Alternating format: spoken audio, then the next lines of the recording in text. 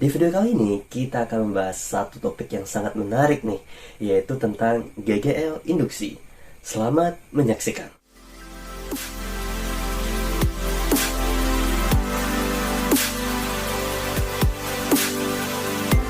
Nah, sebelum kita membahas tentang konsep GGL induksi ini lebih lanjut, mari kita coba flashback sekilas bahwa kita telah memiliki pemahaman berdasarkan percobaan Ørsted bahwa di sekitar kawat berarus listrik itu akan timbul medan magnet.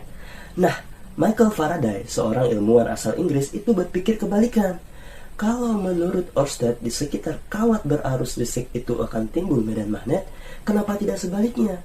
Jika ada medan magnet, harusnya akan timbul arus listrik. Make sense? Nah, oleh karena itu, Michael Faraday membuktikan hipotesisnya dengan melakukan percobaan. Mari kita simak tayangan berikut.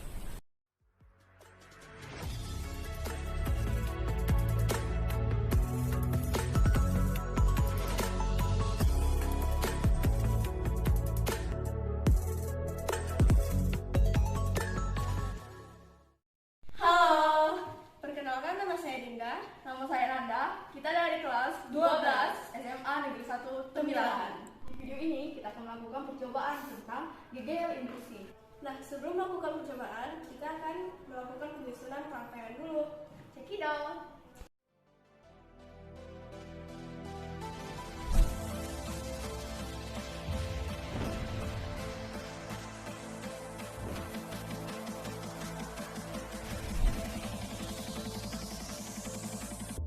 Percobaan GGL induksi dilakukan dengan cara menggerakkan batang magnet masuk dan keluar kumparan. Gerakan magnet dibagi menjadi dua jenis, yaitu gerakan lambat dan gerakan cepat.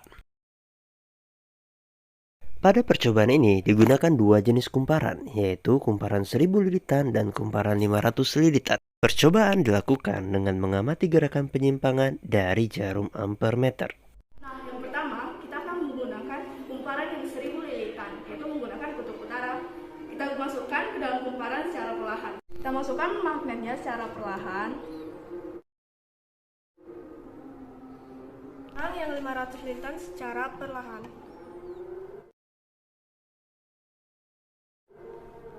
Sekarang kita masukkan magnet pada kumparan 1000 lilitan secara cepat. Nah, ini untuk gerakan masuk cepat pada kumparan 500 lilitan. Teman-teman, untuk hari ini saja percobaan kita. Untuk penjelasan dan hasil percobaannya kita akan lihat tayangan berikut ini.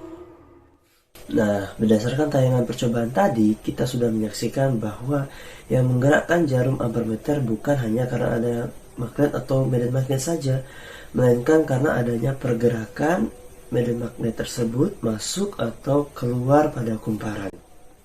Hal ini mengindikasikan bahwa yang menimbulkan arus atau GGL induksi tersebut bukan karena hanya ada magnet saja, melainkan karena adanya perubahan flux atau garis gaya magnet pada kumparan. Ketika kutub utara magnet dimasukkan pada kumparan, maka akan terjadi penambahan flux atau garis gaya magnet yang berada di dalam kumparan, sehingga jarum ampermeter bergerak ke kanan. Tetapi ini sifatnya hanya sementara, karena ketika batang magnet sudah diam berada di dalam kumparan, maka tidak lagi terjadi perubahan flux, sehingga jarum ampermeter akan kembali ke angka 0.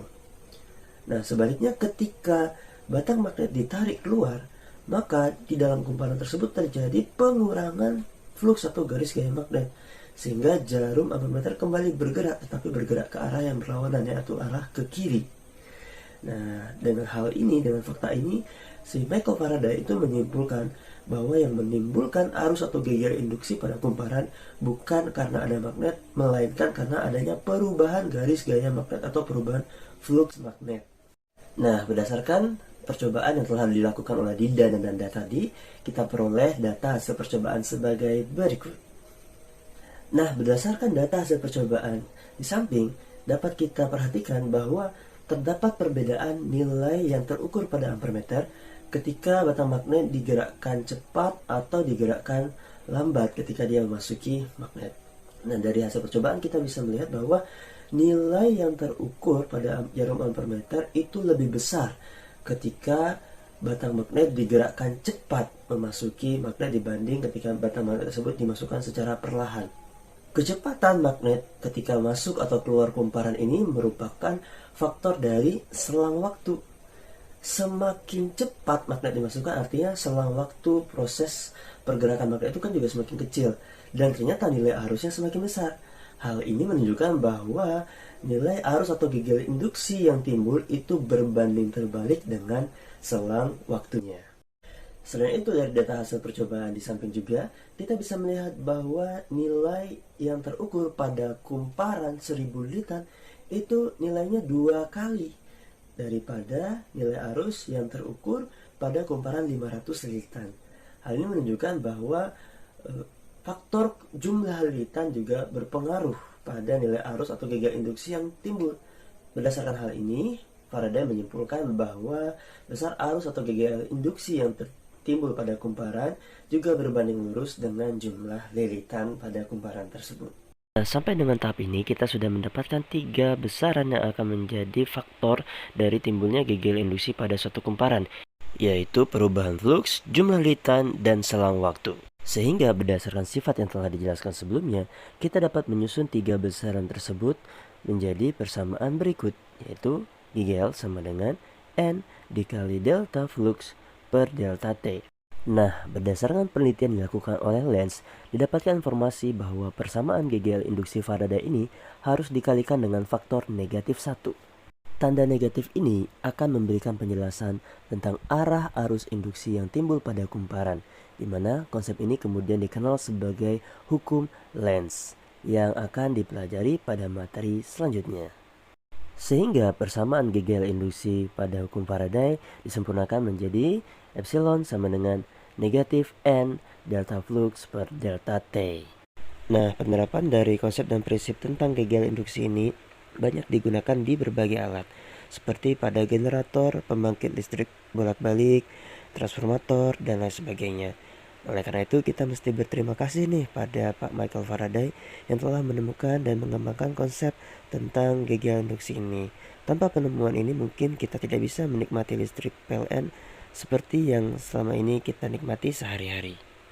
Baiklah, kita akhirnya dapat menyimpulkan bahwa arus induksi itu merupakan arus yang timbul akibat adanya GGL induksi, yaitu gaya gerak listrik yang timbul akibat adanya perubahan flux magnet pada suatu kumparan, di mana besar GGL induksi ini dipengaruhi oleh jumlah lilitan pada kumparan tersebut, serta berapa besar perubahan flux, dan juga berbanding terbalik dengan selang waktu terjadinya perubahan flux magnetik tersebut. Dengan besar GGL induksi dapat diteruskan dalam persamaan GGL sama dengan min N dikali delta flux per delta T.